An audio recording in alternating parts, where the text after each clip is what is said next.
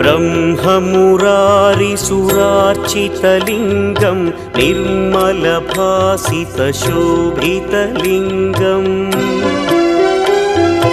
जन्मजदुःखविनाशकलिङ्गं तत्प्रणमामि सदा शिवलिङ्गम् देवमुनिप्रवरार्चितलिङ्गं कामदहन करुणाकरलिङ्गम्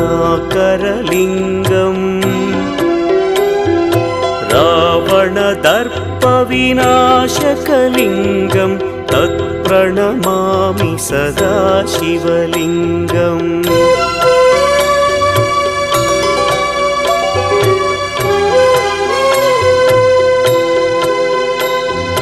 सर्वसुगन्धसुलेपितलिङ्गं बुद्धिविवर्धनकरलिङ्गम्